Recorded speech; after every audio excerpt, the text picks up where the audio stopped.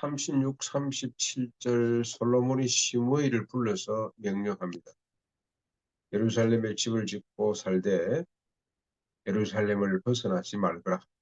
만약에 예루살렘을 벗어나면 반드시 죽일 것이다. 가택연금이죠. 예, 살려두기는 합니다만은 아버지 살생부에 올라가 있긴 한데 살려두기는 합니다만은 가택연금 상태로 가둡니다. 그랬더니 38절 시므이가 감지덕지죠. 죽을 줄 알았는데 아이고 예 감사합니다. 그러면서 오랫동안 예루살렘에 머물게 됩니다. 3년 후입니다. 39, 40절에 보니까 3년 후에 시므이의 두 종이 도망을 갔습니다. 가드왕 아기스에게로 도망을 갔습니다. 그랬더니 시므이가 아기스에게 가서 두 종을 데리고 왔습니다. 그러면서 예루살렘을 잠시 떠났다 돌아오죠. 예. 예, 그리고 41절, 46절 이 사실이 솔로몬에게 알려지고 솔로몬이 번제를 보내서 시므이를 처단합니다. 그러면서 솔로몬의 왕권이 더 강화되었더라고 기록을 하고 있습니다.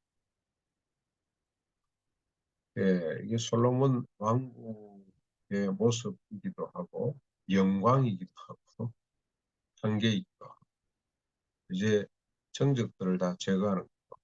시므이는 마지막으로 제거되면서 사울 지파 사람으로 사울 지파가 40년 동안 사울이 통치했기 때문에 아버지 40년 동안 있었지만 이 지파는 여전히 살아있거든요. 사울을 지지하고 사울의 정치 세력이 아직 많이 남아있다고 보시면 될 것 같습니다.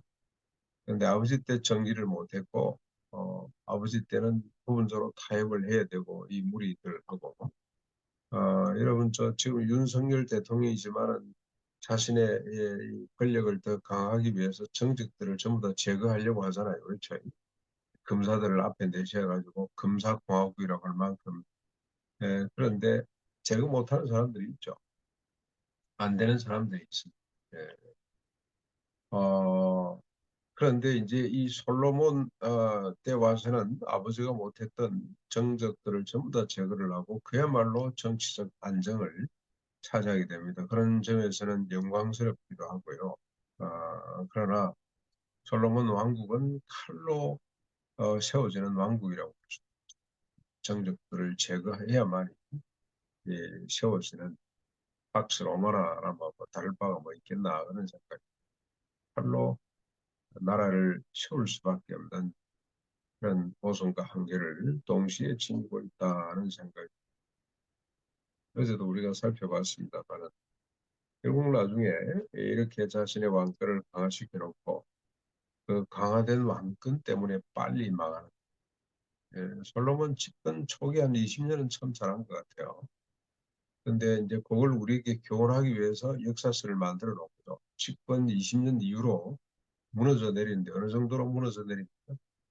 정략 결혼을 1000번이나 하고 그리고 정략 결혼한 대상들이 전부 다 끌고 들어온 우상으로 전국이 우상화되고 그리고 결국 나라가 두툼하게 나는데 너무 왕권을 강화했기 때문에 징수하는 돈도 많이 벌었습니다만 엄청난 경제적 부강을 이룹니다만 결국 세금 문제로 과다한 세금 때문에 백성들이 불만을 품고 솔로몬 아들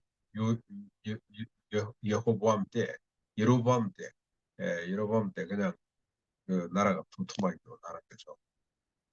그래서 결국 어떻게 보면은 이스라엘의 영광을 무너뜨린 사람이 가장 영광스럽게 만들어 놓고 가장 비참하게 만든 인간이 솔로몬이라고 볼 수가 있습니다.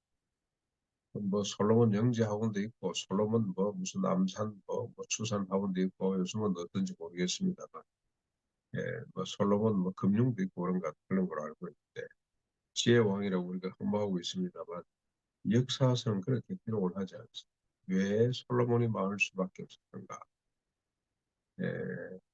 칼로 세운 나라이기 때문에 칼로 무너질 수밖에 없죠.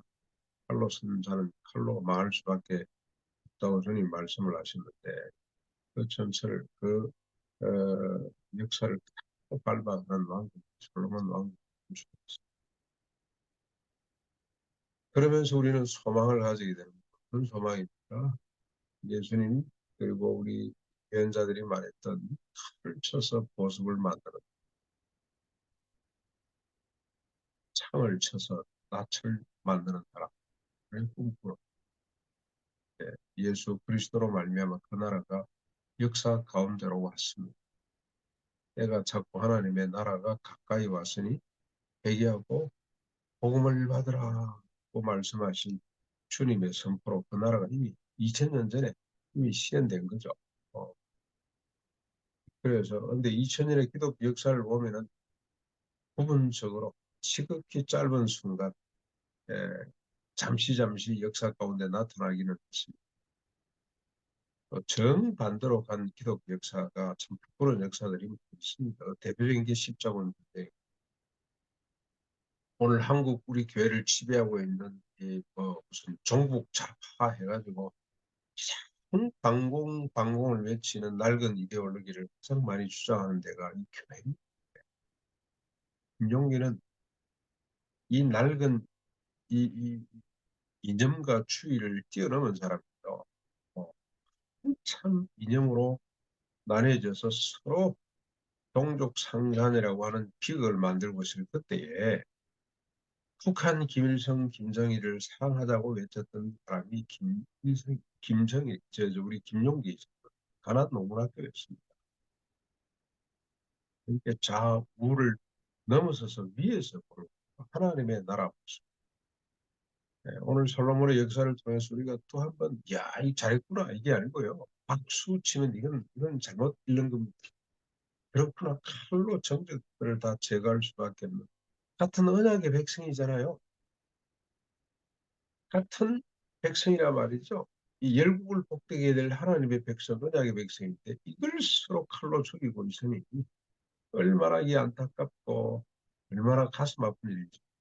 그러니까 이 역사를 보면서 어, 오히려 더 큰 소망을 가지는 것은 참 역설 중의 역설이죠. 왜 그러냐? 주님이 오셔서 세우는 나라, 칼을 쳐서 보습을 만드는 나라이기 때문에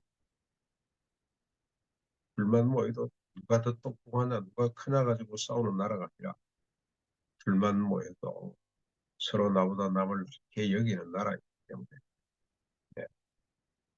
일용할 양식 외에는 내 것이 아니라고 내어놓고 같이 필요한 사람과 함께 나누는. 그래서 그들 가운데 핍절한 사람이 한 사람도 생기지 않는 격업이야. 소득의 차이가 모든 인간이 존엄하고 안전하게 살아가는 아름다운 나라가 이미 시작이 됐고 그 나라에 우리가 어떤 존재입니까? 왕 같은 세상이 되었기 때문에 우리는 오히려 이런 역사를 보면서 더 다짐을 하게 됩니다. 아, 우리는 다르게 살고 있습니다. 이건 실패의 한 모델입니다. 이건 구약의 모습, 신약의 하나님의 백성된 특별히 에, 하나님 나라의 왕 같은 제사장인 주님이 시작한 그 하나님의 팔을 쳐서 보습을. 근데 얼마 전에 뭐 좀 됐습니다만 우리 노회에 저 불교에 있을 때 노회 장로님 한 분이 한국분이 가진 최신 무기 어디서 그런 정보를 얻었는지 그런 정보를 제공해 주는 사람이 있겠죠.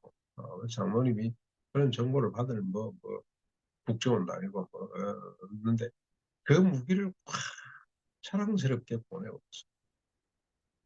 6.25 때 우리가 원조를 받던 다른 나라가 아니었으면 살아남지 못했던 우리인데 지금 우리 한국 군대가 이렇게 강력한 군대가 뭐 지금 OECD 이 기준으로 하면 우리가 8인가 9인가 되는데 한 10위 안에는 들어와 있습니다만 우리 이 군사력으로 보면은 한 3, 4위, 5위 정도 가죠 대한민국이.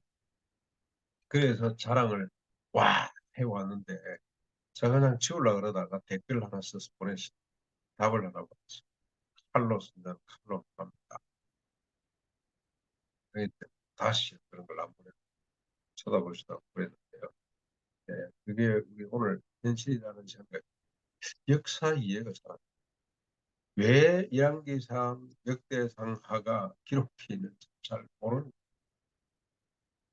역사서를 통해서 하나님께서 우리에게 주시려고 하는 메시지가 뭔지 잘 모르고 있구나. 야, 솔로몬의 왕권이 이렇게 강화됐구나. 그걸로 끝나면 칼로 자기 형제들을 죽일 수밖에, 칼로 언약의 백성을 죽일 수밖에 없는 이 인간의 한계, 여기 우리가 안타까웠고, 오히려 복음으로 회복된 하나님의 나라를 우리가 영광스럽게 바라보고 누릴 수 있기를